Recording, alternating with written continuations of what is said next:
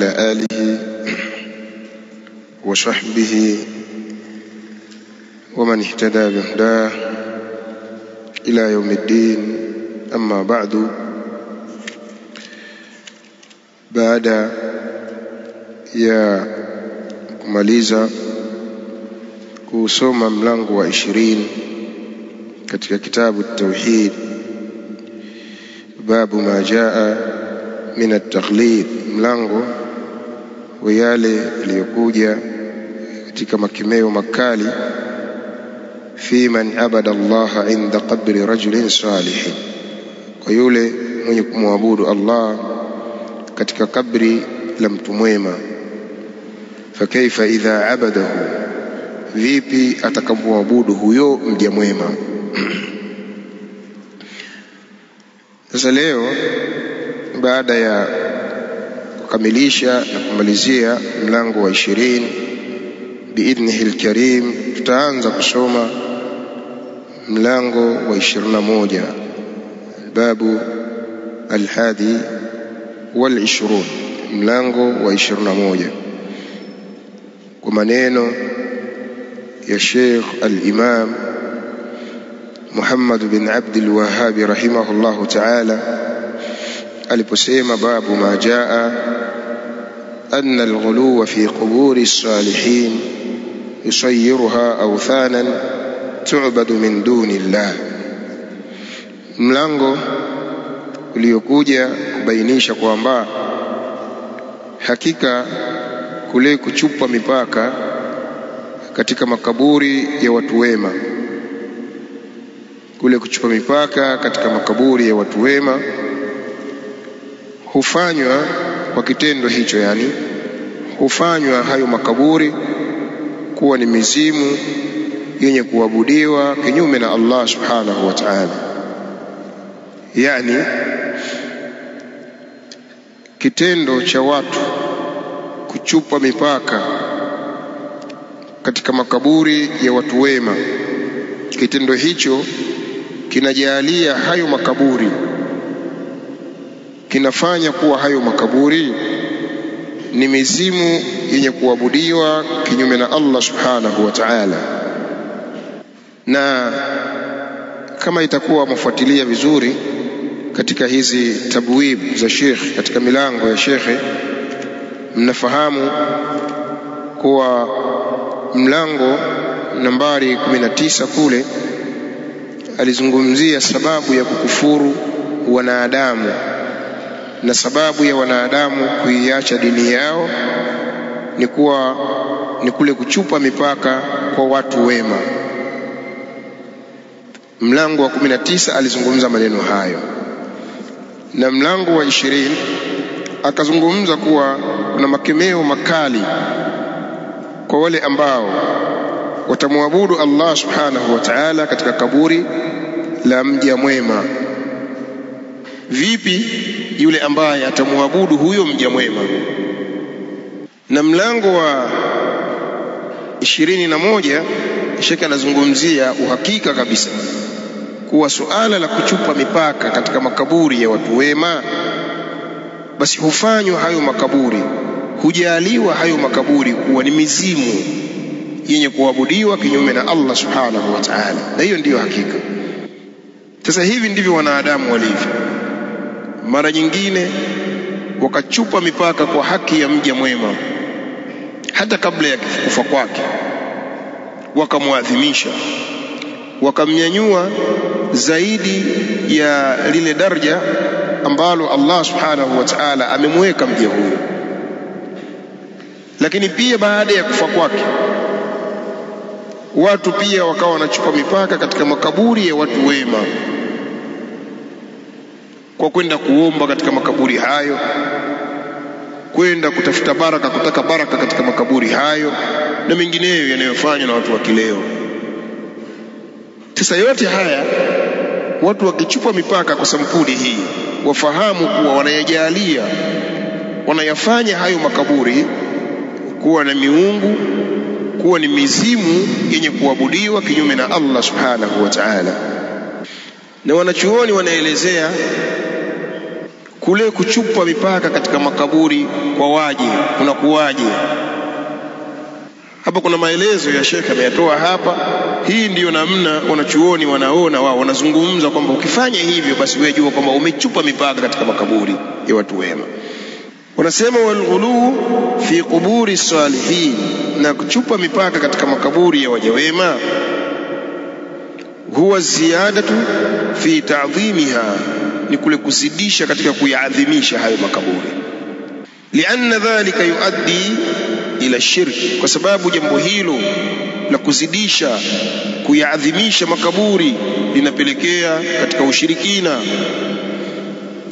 Lianna almashru'a fi quburi salihin, hakika jambo la kisheria katika makaburi ya watu wema, wa quburi almuslimina umuman, wa quburi almuslimina umuman, na uhakika jambo la kisheria lililoko katika makaburi ya Waislamu kwa ujumla ni mmoja makaburi ya waja wema au ya Waislamu kwa ujumla, ihtiramuha, yatakiwa hayo makaburi ya Waislamu au ya waja wema yaheshimiwe.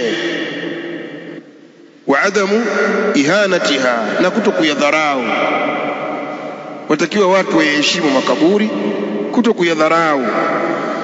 Wasiyanatuha anil adha, na wayalinde, wayachunge, wayalinde kutokana na adha, yani mtu asitie adha katika makaburi ya Waislamu.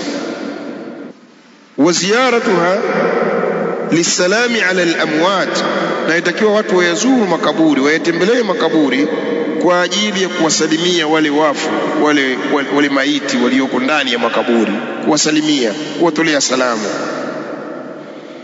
Wa du'a lahum, na vile vile ni jambo la kisheria kuwaombea dua wao waliotangulia mbele ya haki. Wal-i'tibaru bi ahwalihim, lakini pia mtu atazuru makaburi kwa ajili ya kwenda kuzingatia zile hali, anapata mazingatio pindipo mtu akifanya ziara katika makaburi. Hadha huwa al-mashru'u, shaka sema hili ni jambo la kisheria, sheria imekaa hivi watu wafanye haya. Amma al-ghulu fahuwa qasduha litabarruk, ama kuchupa mipaka katika makaburi ni kule mtu kukusudia kaburi, kuliendea kaburi kwa ajili ya kwenda kutafuta baraka, kutaka baraka. Au dua indaha, au aenda kuomba, akifika kaburini anaomba hapo kaburini, sio kuwaombea mayiti, yeye pia awaomba wale mayiti katika hilo kaburi mfano. Au salat indaha, au vile vile aenda kaburini akusudia kaburi kwa ajili ya kwenda kuswali hapo. Rajaul ijaba, afanya hivi aliyekuwa atarajia yeye kwamba atajibiwa dua yake, ataitikiwa swala yake. Hadha huwa al-ghulu, shaka sema hii ndiyo ghulu. Mtu akaenda kaburini kwenda kutafuta baraka katika kaburi la sharifu fulani au la mtu fulani au la sharifu fulani, ukifanya hivyo basi umefanya ghulu katika makaburi. Lianna hadha lam yashra'ahu Allah wala rasuluhu sallallahu alayhi wasallam, kwa sababu jambo hilo la kwenda kutafuta baraka katika makaburi au kuomba katika makaburi au kuswali hapo makaburini, mambo hayo Allah subhanahu wa ta'ala hajaweka katika sheria wala mtume wake Muhammad alayhi salatu wasallam. Waliannahu wasilatu ila shirk, na hakika mambo hayo ndiyo njia ya kuendea ushirikina. Kwa watu wajitahidi katika suala au majambo yale ambayo Uislamu umetaka katika makaburi yafanywe, kuwatolea salamu waliokufa makaburini huko, kuwaombea dua, sio kuwaomba waliokufa, kuwaombea wao. Allah subhanahu wa ta'ala awape afya huko waliko, awajalie afya khairi huko waliko. Haya ndiyo mambo yenye kutakikana katika makaburi. Sasa al-Allama baada ya kutaja mlango huu akataja hadithi ya kwanza kabisa katika mlango, hadithi iliyopokewa na al-Imam Malik. Akasema rawa Malik fi al-Muwatta, apokea al-Imam Malik katika kitabu chake al-Muwatta. Imam Malik bin Anas, imam ma'ruf, imam jalil, Malik bin Anas na huyu ni mmoja katika wale a'immatul arba ambao wana zile madhhab vile. Imamu Malik ni maarufu hivyo, Malik bin Anas, imamu Darul Hijra, imamu Shafi'i, imamu Abu Hanifa na imamu Ahmad bin Hanbal.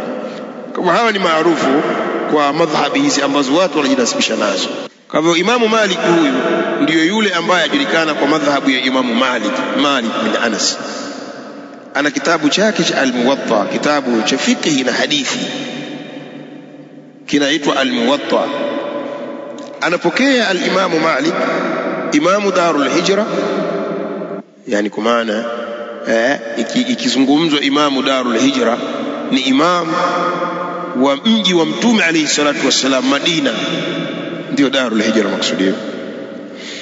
Anapokea katika kitabu chake cha Al-Muwatta anna Rasulullah sallallahu alayhi wasallam qala, hakika Mtume sallallahu alayhi wasallam asema, Allahumma la taj'al qabri wathana yu'bad, ewe Allah usijalie kabri langu kuwa ni mzimu wenye kuabudiwa.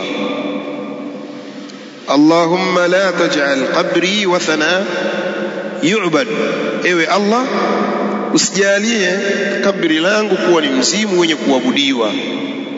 Yani namna gani Mtume alayhi salatu wassalam alikuwa anahami katika upande wa tauhid, mpaka naomba dua, hasa vile alivyojua kwamba wema waliotangulia watu walikuwa wanawaabudia, baadhi ya watu wanaabudia watu wema. Kwa hivyo yeye akafunga mlango huo mapema kwa kumuomba Allah subhanahu wa ta'ala asijalie Allah subhanahu wa ta'ala kabri lake Mtume alayhi salatu wassalam kuwa ni mzimu wenye kuabudiwa. Ishtadda ghadabullahi ala qaumin ittakhadhu qubur anbiya'ihim masajida, na yazidi ghadhabu ya Allah subhanahu wa ta'ala, inazidi ile ghadhabu ya Allah subhanahu wa ta'ala juu ya watu ambao wameyafanya makaburi ya manabii wao kuwa ni sehemu za ibada, sehemu za kuswalia. Ghadhabu ya Allah subhanahu wa ta'ala inashtad. Hii ni dua ya Mtume alayhi salatu wassalam, bali Allah subhanahu wa ta'ala yaonekana wazi kaitikia dua au maombi ya nabii wake, na kabri lake alhamdulillah mpaka wa leo hivi tunazungumza lipo katika ulinzi wa hali ya juu. Kwa vile tu namna lile kabri la Mtume alayhi salatu wassalam lilivyozungushiwa,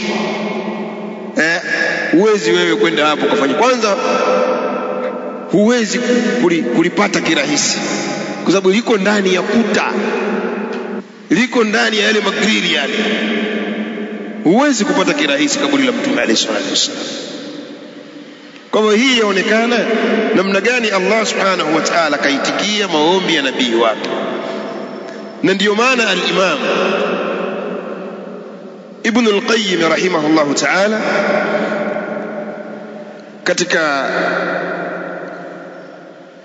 maneno yake akawasema hivi, fa ajaba rabbul alamin du'aahu, wakati anazungumzia ile kabri la Mtume alayhi salatu wassalam, na akamuitikia Mola mlezi wa walimwengu dua yake, yani dua ya Mtume alayhi salatu wassalam, Mola wake akamuitikia. Wa ahatahu bi thalathati aljudran, na akamzungushia kuta tatu. Yani leo kabri la Mtume alayhi salatu wassalam huwezi kulipata hivyo kirahisi. Kwanza ni mahala panalindwa. Ukija wewe na ushamba wenu wa kwenu huku wa kuabudia makaburi, uweza kutiwa fimbo pale na kutiwa adabu, utoke pale. Wangangana wewe. Maana kuna watu wa ajabu. Kuna watu humu, wacha tu Mtume alayhi salatu wassalam amuombe Mola wake kabri lake lisifanywe kuwa ni mzimu wenye kuabudiwa. Nyewe mfahamu hata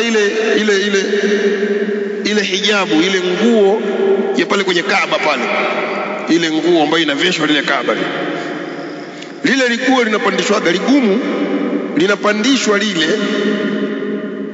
kwa sababu kuna watu wao, mtu anakuja anataka kate kipande hivi aende na kwao, Sasa kila mmoja kinyofua kipande ende na kwao, si kazi hiyo. Kwa hivyo linapandishwaga hivi, likaachiwa huko juu kitu kwamba hata ukifanya hivi ufikii. Kwa sababu wajua hapo kuna kuja mabedui wengi, hasa katika msimu wa haji. Mabedui wajao tele. Mtu atembea na kiwembe chake, avizia wewe, akipata ile nguo ile ambayo imefunikwa ile Kaaba ile, basi akate aondoke naye. Safari ni dili hilo kwao. Sasa pia lipatikani kirahisi, sababu linapandishaga, linakunjwa, likaachiwa huko juu. Yote haya namna gani ndugu zetu wanahami katika upande wa tauhidi. Sasa wakiangalia vile vile katika makaburi, vile vile ndugu zetu wako mbali na hayo. Sisi humu mwetu jambo la makaburi haya, kuwaomba wafu, kutafuta baraka kwa wafu, ni mambo ni maarufu, watu wanayafanya haya. Kwenda kuchinja makaburini ni watu wanayafanya haya. Yani mtu na akili yake anaiacha ardhi ya kwake na mapana yake. Kuna ardhi huko kwake alikotoka huko, ataondoka na mnyama wake, mguu mosi mguu pili, anaenda kumchinja kaburini. Ardhi yote imeipita, anaenda kuchinja kaburini. Watarajia nini? Ni nini nia yake kama sio kuchinja kwa ajili ya wafu? Kwa hivyo haya ndiyo mambo yakatazwa katika makaburi. Watu wasichupe mipaka katika makaburi ya watu wema au yale makaburi ambayo yatikadiwa kwamba ni makaburi ya masharifu. Mara nyingine halina usharifu wowote, basi watu wamedanganyana kuwa kaburi la sharifu hana usharifu wowote. Mara nyingine ilikuwa jamaa mmoja mvuta fegi tu kwa mitaani, mirungi tele. Sasa watu wamedanganyana kwa sababu kaburi limejengewa, kuna kuba hapo, kuna nyumba la kutosha. Watu wasema hili kaburi hili lilikuwa la mtu mwema, hili la sharifu fulani. Ni watu wameimbishana mpaka watu wakafikia kuabudu makaburi. Sasa haya ndio yanakatazwa katika Uislamu, ikhwan, kwa watu wasiyafanye haya. Kwa Mtume alayhi salatu wassalam alikuwa anamuomba Mola wake, kamuomba Mola wake Allah tabaraka wa taala, Allahumma la taj'al qabri wathanan yu'bad, ewe Allah usijalie, usilifanye kabri langu kuwa ni mzimu wenye kuabudiwa. Ishtadda ghadabullahi, yazidi ghadabu ya Allah, inashtaddi ghadabu ya Allah subhanahu wa ta'ala ala qaumin ittakhadhu qubur anbiya'ihim masajida, juu ya watu ambao wamefanya makaburi ya manabii wao kuwa ni sehemu za ibada. Ghadabu ya Allah subhanahu wa ta'ala inashtaddi. Vile vile Al-Allama Sheikh Al-Fawzan anasema haya maneno yafuatayo, maneno yenye faida kwa hakika kwa wakati ulionao. Anasema wa hadha fihi anna man ja'ala al-qabra masjidan faqad ittakhadhahu wathanan yu'bad.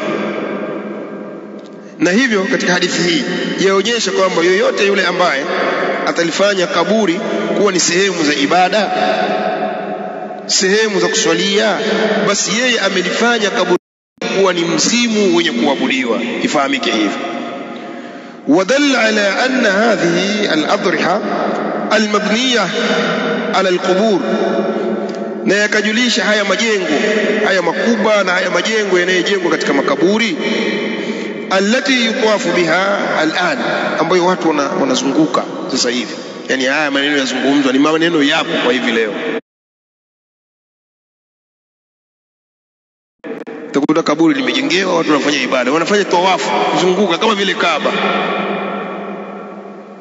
Kwa akili za kijinga tu za kudanganyana, wamedanganyana wakayafanya haya. Shaka anasema andhiru laha, na watu wengine wakaweka nadhiri katika hayo makaburi. Wayudhbahu laha, na wengine wakachinja katika hayo makaburi. Wayustaghathu biha awthana, na watu wakataka uokovu katika makaburi hayo. Hiyo ni mizimu yenye kuabudiwa, yani kinyume na Allah subhanahu wa ta'ala. Qala la farqa bainaha wa baina al-Lat wal-Uzza wa Manat ath-thalithah al-ukhra, hakuna tofauti baina ya hayo makaburi yenye kuabudiwa hayo na baina ya yule Lata na Uzza na Manata, yule mungu mwingine wa tatu. Hakuna tofauti, kwa sababu Lata alikuwa ni mtu mwema. Yani haya ni majina ya watu wema. Kwa ule wema wao watu walifika mahala wakawaabudu. Vile vile makaburi ya watu wema wa leo ikifika mahala yakaabudiwa, basi hakuna tofauti, shekhe anasema, baina ya hayo makaburi na ya wale kina Lata, miungu kina Lata na Manata wake kule. Hakuna tofauti, kwa sababu ila ni kule kuabudu makaburi. Kwa hivyo kama leo litaabudiwa kaburi la mtu mwema, hakuna tofauti na vile ambavyo walikuwa naabudiwa Lata na Uzza na Manata wake, kwa sababu wale walikuwa ni watu wema vile vile, walikuwa wanafanya kazi za kheri, walikuwa wanajikurubisha kwa Mola wao. Lakini walipokufa watu wakasimama katika makaburi yao, wakajilazimisha na makaburi yao, wakafanya ibada. Kwa wewe pia leo ukifanya hivyo, huna tofauti na yule ambaye kamwabudu Lata na Uzza na Manata. Hakuna tofauti, shekhe anasema. Wa in sammuha masajid, hata kama wataita kwa majina ya misikiti, hayo majengo leo yajenga hayo, hata kama watakuwa wanaita kwa majina ya misikiti, au sammuha maqamati lisalihin, au wakaita kwamba hiyo ndiyo maqamati za watu wema, wakatumia lugha hiyo. Fatasmiyatu la tughayyiru almaana, basi haya majina hayabadilishi maana ya kitu, maadamu illa ni ile ile. Vile alivyokuwa anaabudiwa Lata, yeye leo muabudu makaburi, ibada ndio hizo hizo, hakuna tofauti, hata kama mtabadilisha majina. Fahiya awthanu kama samaha ar-rasul sallallahu alayhi wasallam, yote hiyo ni mizimu yenye kuabudiwa kama vile Mtume alayhi salatu wasallam kaita hivyo. Kwa hivyo haya mambo atakiwa Waislamu wayaangalie vizuri. Haya mambo ya kwenda makaburini, kutaraddadi makaburini huko, ukawa watu wengine wanayaomba makaburi, wanatabaraka katika makaburi, wanachinja makaburini, wanaweka nadhiri katika makaburi. Haya mambo katika sheria hayafai. Ni kuyajalia haya makaburi kuwa ni mizimu yenye kuabudiwa kinyume na Allah subhanahu wa ta'ala. Qala wa ibn Jarir bisanadihi, na katika lafdhi ya Ibn Jarir kwa isnadi yake. Ibn Jarir ni imam al-jalil, imam al-mufassirin, Ibn Jarir at-Tabari, Muhammad bin Jarir at-Tabari ni imam katika aima wa tafsiri, bali inazingatiwa tafsiri yake ni marja inda al-mufassirin, ni marji hasa, yani katika tafsiri zile tegemezi zile ambazo mtu arejea ni tafsiri ya imamu huyu al-Imam at-Tabari, ni maarufu hivi. Sasa huyu kuna lafdhi kwake kwa isnadi yake, an Sufyan, apokea kutoka kwa Sufyan imma Ibn Uyayna imma Thawri, lakini shekhi hapa amerajihisha kwamba huyu ni Sufyan al-Thawri. Na hawa nyinyi mfahamu kwamba hawa nao pia, najua watu wengi wajua tu kwamba madhhabi ziko nne, zilikuwa nne zile madhhabi za Ahlus Sunna, lakini ifahamike kwamba Muhammad bin Jarir at-Tabari na yeye pia alikuwa na madhhabi yake mustaqil kabisa, lakini pia Sufyan al-Thawri alikuwa na madhhabi yake. Lakini hizi sasa inqaradat, wanachuoni wanasema yani kama vile zimekwisha, kwa maana hakuna madhhabi sasa hizi zinajulikana hizo nne tu, lakini hawa nao pia walikuwa na madhhabi sawa, maimamu hawa. Kwa hivyo hawa au Ibn Jarir at-Tabari anapokea kutoka kwa Mujahid bin Jabr, lakini ifahamike kwamba Muhammad bin Jarir at-Tabari na yeye pia alikuwa na madhhabi yake mustaqil. Kwa isnadi yake an Sufyan, apokea kutoka kwa Sufyan imma Ibn Uyayna imma Thawri, lakini shekhi hapa amerajihisha kwamba huyu ni Sufyan al-Thawri. Na hawa nyinyi mfahamu kwamba hawa nao pia, najua watu wengi wajua tu kwamba madhhabi ziko nne, zilikuwa nne zile madhhabi za Ahlus Sunna, lakini ifahamike kwamba Muhammad bin Jarir at-Tabari na yeye pia alikuwa na madhhabi yake mustaqil kabisa, lakini pia Sufyan al-Thawri alikuwa na madhhabi yake. Lakini hizi sasa inqaradat, wanachuoni wanasema yani kama vile zimekwisha, kwa maana hakuna madhhabi sasa hizi zinajulikana hizo nne tu, lakini hawa nao pia walikuwa na madhhabu sawa, maimamu hawa. Kwa hivyo hawa au Ibn Jarir at-Tabari anapokea kutoka kwa Sufyan yani ath-Thawri an Mansur bin Mu'tamir an Mujahid bin Jabr,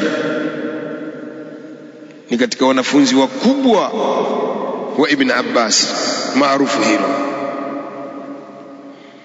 Huyu ni katika wanafunzi wakubwa wa Ibn Abbas radhiyallahu anhuma, na ni katika matabi, yani yeye kachukua ilmu kwa Ibn Abbas, na ndio maana mwenyewe akawa anasema yani Mujahid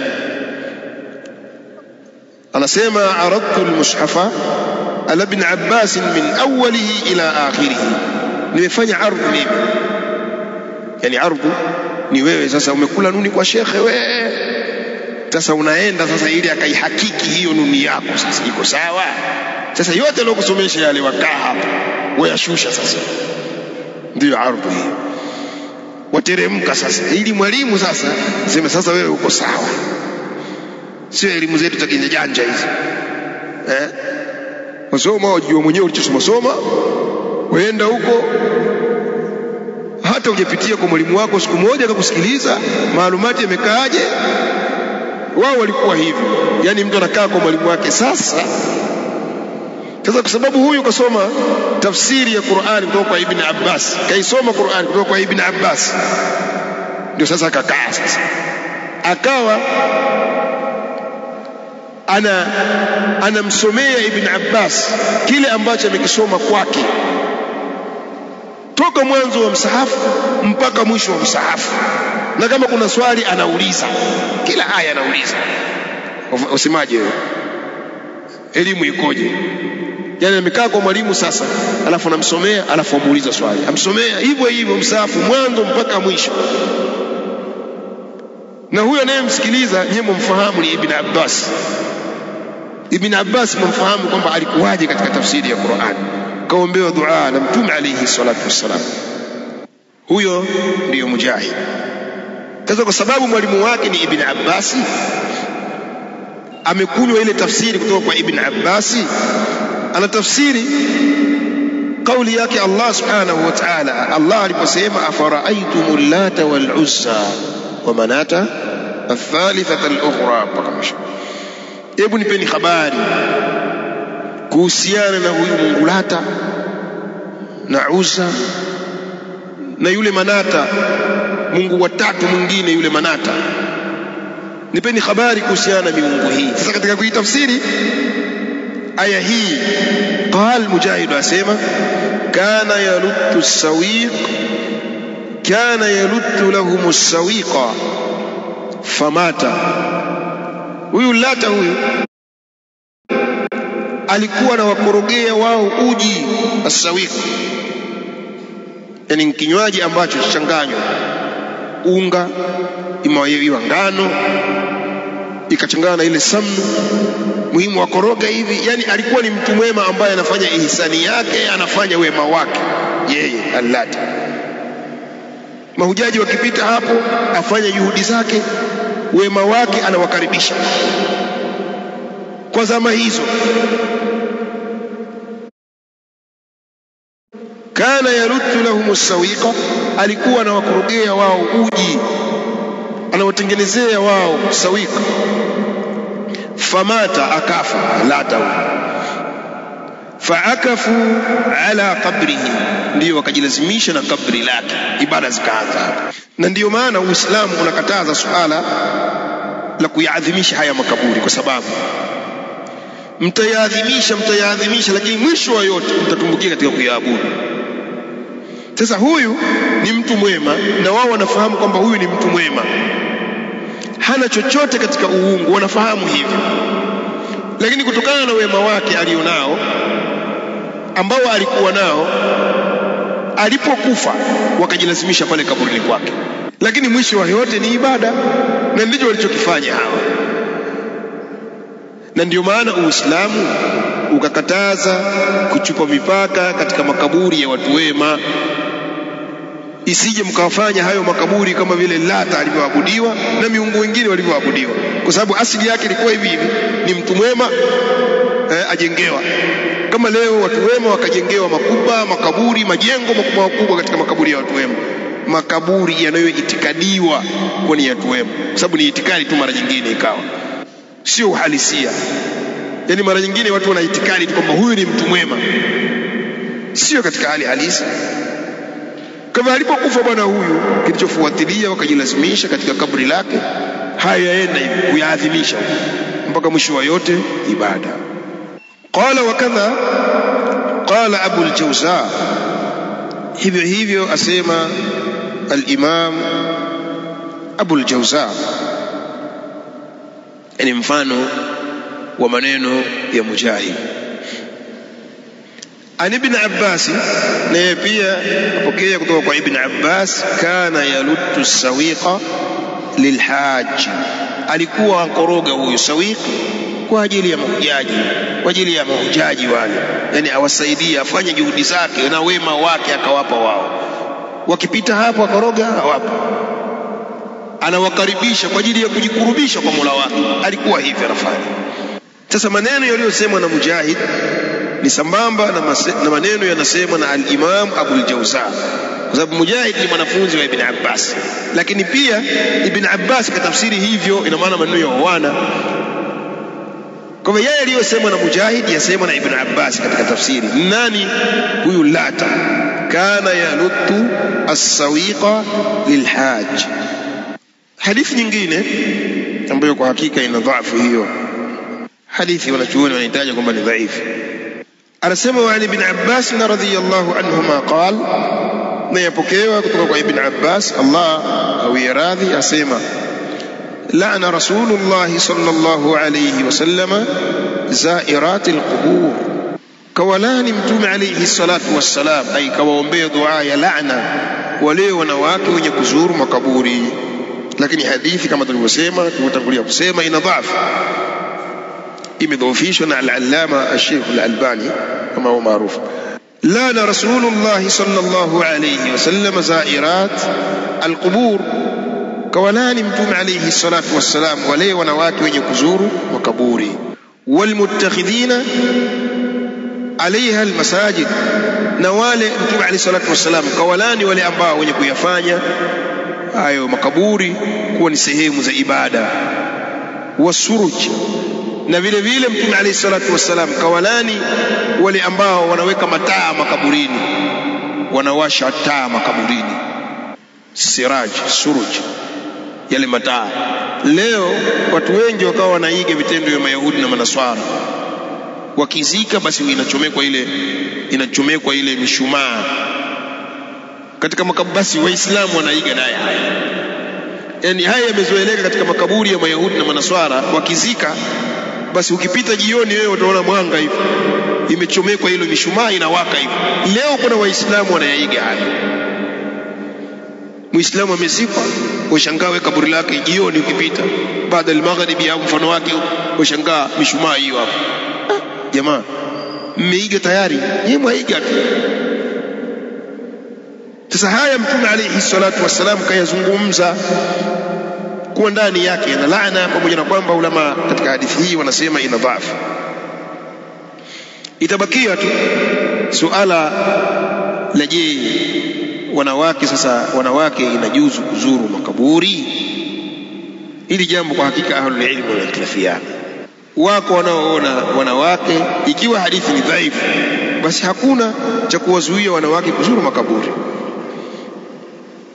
na wengine wakaona hapana, wanawake haifai kuzuru makaburi. Na haya yameelezwa na al-Allama hapa al-Sheikh al-Fawzan aliposema wadhahaba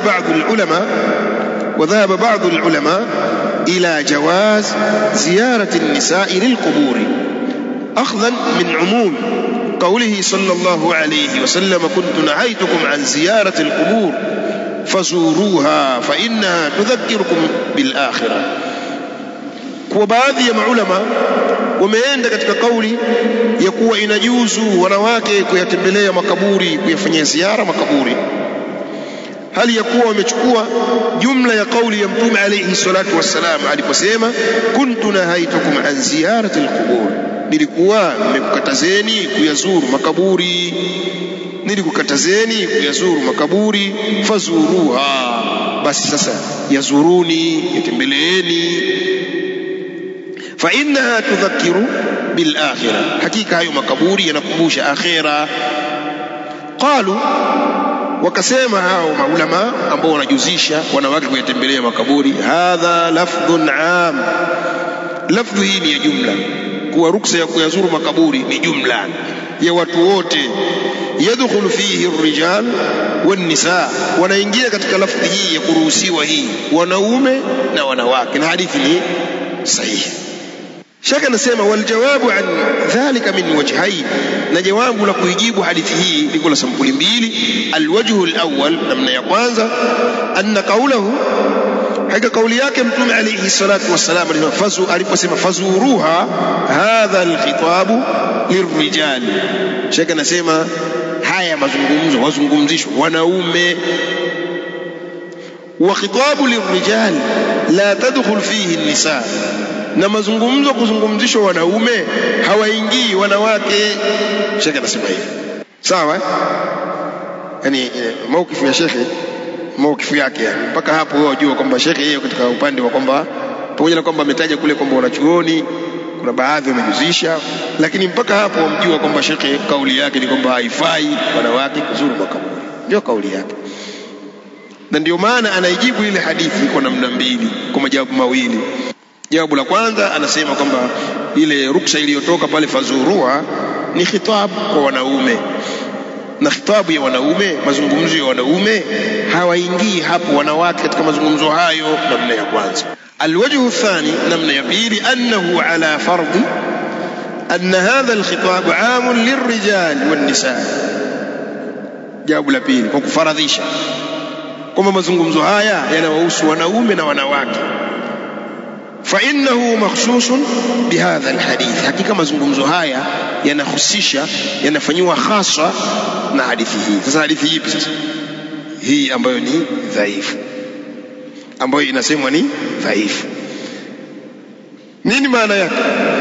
Ikiwa ile ni am na hii nimekuja kufanya takhsis, nimekuja kufanya hasa ya mazungumzo yake, basi maana yake ni hivi, maadamu hii ni dhaifu nayo pia, basi jambo limebaki pale pale katika hadithi sahihi. Lakini kama alivyosema, ili jambo halina kauli moja kwa ahlul ilmi. Qala wahtajju aidan bi anna Aisha radhiyallahu anha zarat qabri au qabra akhiha Abdurrahman, vile vile wale wenye kuruhusu wanawake kuyazuru makaburi wametolea hoja vile vile hadithi ya mama Aisha radhiyallahu anha, kwa mama Aisha alitembelea kaburi la ndugu yake Abdurrahman. Qalu, wakasema wale ambao wanaona kwamba ni hoja, ni jambo linajuzu wanawake kuyazuru makaburi, wakasema hivi, fahadha dalilun ala jawazi ziyarati an-nisa lilqubur, hii ni dalili ya kwamba inajuzu wanawake kuyatembelea, kuyafanyia ziara makaburi, kwa sababu mama Aisha alienda. Mama Aisha ni mke wa Mtume alayhi salatu wassalam, alifanyia ziara kaburi la ndugu yake Abdurrahman. Sheikh anasema wal jawabu an dhalik, na jawabu ya hilo, yani kujibu hoja hii, anna fi'l Aisha hadha mahmulun ala annaha lam yablughuha an-nahy. Kauli ya mama Aisha hii, kitendo cha mama Aisha kutembelea kaburi la ndugu yake Abdurrahmani, hii yachukuliwa kuwa yeye mama Aisha hakufikiwa na haya makatazo ya wamama kuyatembelea makaburi, hakufikiwa nayo. Walau balaghaha an-nahyu lam takun litukhalifa rasulillahi sallallahu alayhi wasallam, na lau kama yangelimfikia makatazo haya, asingekuwa mama Aisha mwenye kumkhalifu Mtume alayhi salatu wassalam, litukhalifa rasulullah sallallahu alayhi wasallam, asingekuwa mwenye kumkhalifu Mtume alayhi salatu wassalam.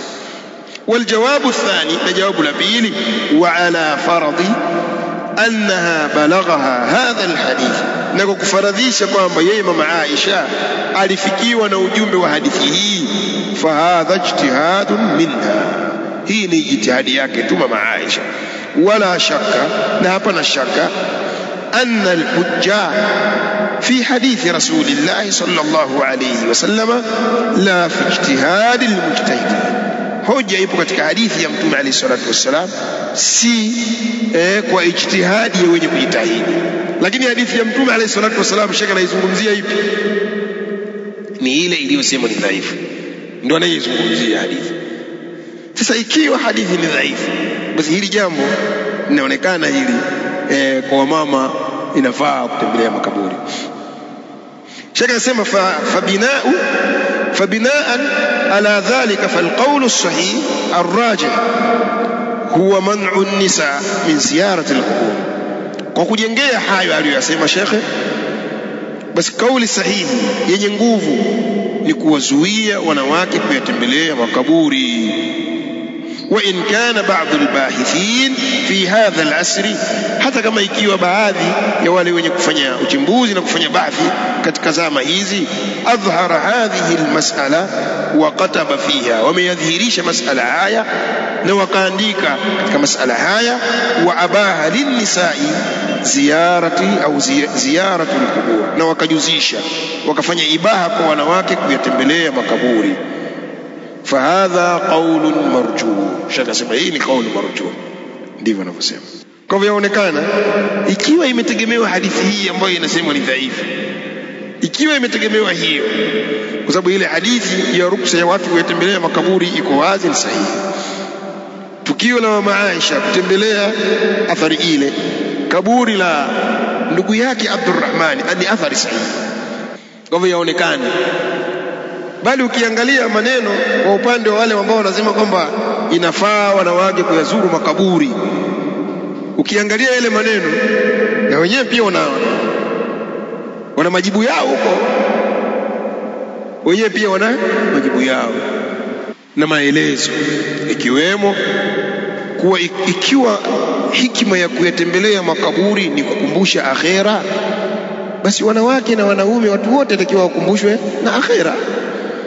Yani hikima ikiwa ya kutembelea kaburi lengo kukumbushwa akhera, basi hili litawahusu wanawake na wanaume wote, wakumbushwe akhera, sio wakumbushwe akhera wanaume tu alafu wanawake waachwe. Muhimu kwamba masala yako hivi. Wanachuoni wako wanaona kwamba kwa wanawake haifai kutembelea makaburi, lakini wako wanachuoni wanaona kwamba inafaa kutembelea makaburi, hasa wale ambao wanazingatia kwamba hadithi hii ambayo wanachuoni wanaosema kwamba haifai kutembelea makaburi wanawake, wanaona kwamba hadithi hii ina dhaifu, ina udhaifu, basi wao mlango wao uko wazi kwamba inajuzu. Isipokuwa tu wakishayatembelea basi wajiepushe na yale mambo ambayo yanaweza yakawapelekea katika kutokwa na subira, kwa sababu wanawake ni katika watu ambao subira watoka mapema sana. Tutasoma faida moja ambayo ni ya mwisho kabisa. Sheikh anasema fil hadithi, ambayo ni faida ya 6 katika mwisho kabisa faida zake. Fil hadithi, katika hadithi hiyo tuliyosoma, dalilun ala tahrimi idhaati almaqabir bil anwar, katika hadithi kuna dalili ya uharamu wa kuyaangaza makaburi kwa nuru, kwa taa, kwa mwanga. Bi ayi wasilatin, kwa njia yoyote ambayo hayo makaburi yatatiwa nuru, yataangazwa, basi yakatazwa. Sawaun kana bisurji, sawa sawa itakuwa kwa mataa, au kana bilkahraba, au ikawa ni kahraba, umeme na mfano wake, au ghaira dhalik, au ghairi dhalik, au kinyume na hivi yasiokuwa hayo. Kullu anwa'i al-idha'a, kila aina ya mwangaza. Kullu anwa'i al-idha'ati, kila aina ya mwangaza ambao utatiwa huko makaburini, ala hasbi al-azmina, kwa kadiri ya zama zitakavyokuwa. Yani nyinyi leo mmegundua kuweka umeme, kuna wengine watakuja kugundua kuweka sola, kuna wengine watakuja kugundua kuweka zamani walikuwa wanawasha makoroboi, makandili, ni mafahamu. Sasa zama zinavyorefuka, zama zinavyoenda, watu mtagundua aina nyingine mpya za kuangaza huko makaburini. Sheikh asema kwa namna yoyote, kwa kadiri ya zama ziendavyo, namna yoyote mtakayegundua ninyi ni jambo la katazwa. Walwajib an takuna alqubur khaliyatan min al-idara, jambo la wajibu yawe haya makaburi hayana mwanga. Lianna al-idaata wasilatun ila ittikhadhiha awthanan, kwa sababu kuyatilia mwanga na nuru hayo makaburi ndiyo njia ya kufanya kuwa ni mizimu yenye kuabudiwa. War-Rasul sallallahu alayhi wasallama la'ana man fa'ala dhalik, na Mtume alayhi salatu wassalam kawalani wenye kufanya hayo, liannahu wasilatun ila shirk, kwa sababu hiyo ndio njia ya kuendea ushirikina. Sasa usije ukaniuliza swali, sasa tukienda kuzika usiku inakuwaje? Washa pikipiki yako, mulikia, au sio? Yani kama kuna dharura ya kuzika usiku, kama kuna dharura hiyo, sio mfunga mataa hivi kama uwanja wa mpira wa kaburini huko. Kama mtaenda kuna dharura ya kuzika usiku, kwa sababu inaweza kujitokeza dharura ya kuzika usiku, basi watu wataenda na taa zao, wakiangaza watoka nazo, watawasha magari yao waliokuja nayo, mwanga ukifika sehemu wakizika watoka nayo. Iwe hivi. Shekhe hapa yawekea sheria, haya mambo ya kuweka mataa makaburini ndio yaita balaa. Itaenda hivi watu wadhani kwamba kaburi hili limeweka mataa namna hii ndio kaburi hasa la yule sharifu mkubwa, wakaja wajinga wakaliabudia kinyume na Allah subhanahu wa ta'ala. Kama haya mambo shaka kataza, hayafai. Sasa ukisoma milango hii utagundua namna gani Uislamu umelinda upande wa tauhidi, namna gani, yani kile kimwanya, kile kinjia kinachopelekea katika shiriki Uislamu wazima. Kwa hivyo wewe chukua mfano huu, una kachochoro kako kakupelekea kumshirikisha Allah, basi kazibe hapo kachochoro kwa namna yake kalivyo. Usiache kikarefuka kichochoro hicho mpaka akashirikishwa Allah subhanahu wa ta'ala, usifanye hivi. Kwa hivyo haya ndiyo yale ambayo kwa leo biidhnihi al-karim ametujalia kuyafikisha.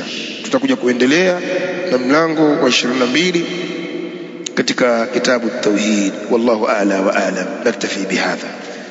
Bismillah.